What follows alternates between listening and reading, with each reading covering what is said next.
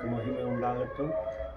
இந்த அருமையான 2026 ஆண்டில் நாம் பிரவேசிக்க நமக்கு கிருபை செய்த தேவாதி தேவனுக்கு கோடான கோடி ஸ்தோத்திரம். இயேசு கிறிஸ்துவின் நாமத்தில் உங்கள் யாவருக்கும் இனிய புத்தாண்டு வாழ்த்துக்களை தெரிவித்துக் கொள்கிறேன்.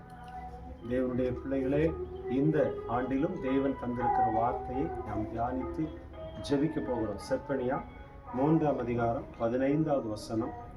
கர்த்தர் உன் ஆக்கினைகளை அகற்றி உன் சத்துருக்களை விலக்கினார்.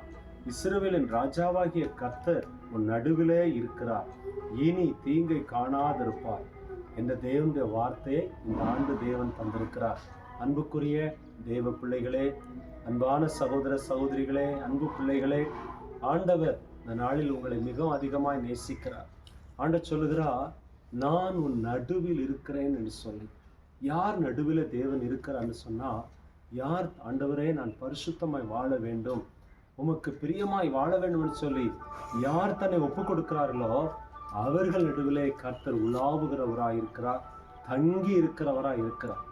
எம்மாவூர் சீஷர்கள் இயேசுவை வருந்தி அழைத்த பொழுது இயேசு அவளோடு கூட தங்கி இருந்து அவருடைய மனக்கண்களை திறந்தார். அதுபோல இந்த ஆண்டும் கூட கர்த்தர் உங்களோடு கூட இருக்கும் பொழுது, ஆமென், ஸ்தோத்திரம், முதலாவது ஆண்டவர் செய்கிறார், உங்கள் வாழ்க்கையில் இருக்கிற பாவங்கள் குற்றங்களை உங்களை விட்டு அகற்றி அது நிமித்தமாய் வருகிற ஆக்கினையிலிருந்து கர்த்தர் உங்களை விடுவிக்கிறவராய் இருக்கிறார். இரண்டாவது காரியம், நீங்கள் சத்துருக்களை நினைத்து கலங்கி கொண்டிருக்கிறீங்களா?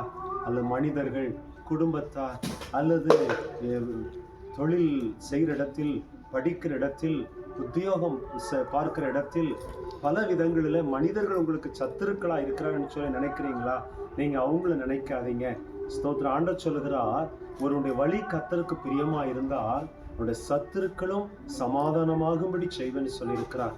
ஆகவே மனிதர்களை பார்த்து கலங்காதபடி நீங்கள் தேவனோடு துதிங்க, தேவனோடு ஆராதனை செய்யுங்க.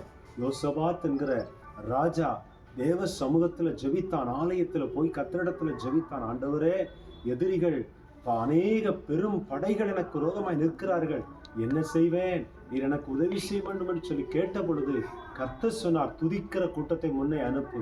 துதிக்க தொடங்குற பொழுது துதிகளில் பிரியப்படுகிற கர்த்தர் இறங்கினார், சத்துருக்கள் சிதறுண்டு போனார்கள், விலகி சத்துருக்களை கர்த்தர் விலக்கி போட்டார். ஆகவே இன்றைக்கு ஸ்தோத்திரம் பண்ணுங்க. உங்களுக்கு என்னென்ன சத்துருக்கள் இருக்கிறாங்களோ அவங்களுக்காய் ஸ்தோத்திரம் பண்ணுங்க, கர்த்தரை துதிங்க, தேவனுக்கு சிநேகிதராயிருங்கள். அப்பொழுது அவர் உங்களுக்கு சிநேகிதராயிருந்து உங்கள் சத்துருக்களை ஒரு வழியாய் வருகிற சத்துரு 7 வழியாய் கர்த்தர், ஆமென், துரத்தி விடுவார். மூன்றாவது, தேவன் சொல்கிறார், இனி தீங்கை காண மாட்டார். இதுவரைக்கும் உங்கள் வாழ்க்கையில பல இழப்புகளை சந்திச்சிருக்கலாம், பண இழப்புகள், உயிர் இழப்புகள், ஒருவேளை உங்கள் தொழிலை இழந்திருக்கலாம், உத்தியோகத்தை இழந்திருக்கலாம். எதெல்லாம் இழந்திருக்கிறீங்களோ, தீங்கை சந்திச்சிருக்கிறீங்களோ, ஆண்டவர் சமூகத்தில் நீங்கள் ஜெபிக்கும் பொழுது கர்த்தர், ஆமென், தீங்குக்கு விலக்கி காக்கிறவரா இருக்கிறார். நெகேமியா என்கிற தேவ மனிதன் கர்த்தருடைய ஆலயத்தில் கட்டும் பொழுது, இடிந்து கிடந்த ஆலயத்தை கட்டி அவருடைய இஸ்ரவேல் தேசத்தினுடைய பட்டணங்களை கட்டி எழுப்பும் பொழுது கர்த்தர் அந்த தேசத்துக்கு வந்த தீங்கிலிருந்து அவளை விடுவித்து சுகமாய் தங்க பண்ணார். நீங்கள் பெற்றுக்கொண்ட ரட்சிப்பை, நன்மையை மற்றவர்களுக்கு சொல்லுங்க. உங்களுக்கு கிடைத்திருக்கிற ஆசீர்வாதங்கள் மற்றவர்களுக்கும் கிடைக்க ஜெபிங்க. இந்த தேசத்துல, உங்க குடும்பத்துல, ஜனத்தின் நடுவில் அநேகர் இயேசுவை அறிந்து கொள்வதற்கு நீங்கள் பிரயாசப்படுங்க.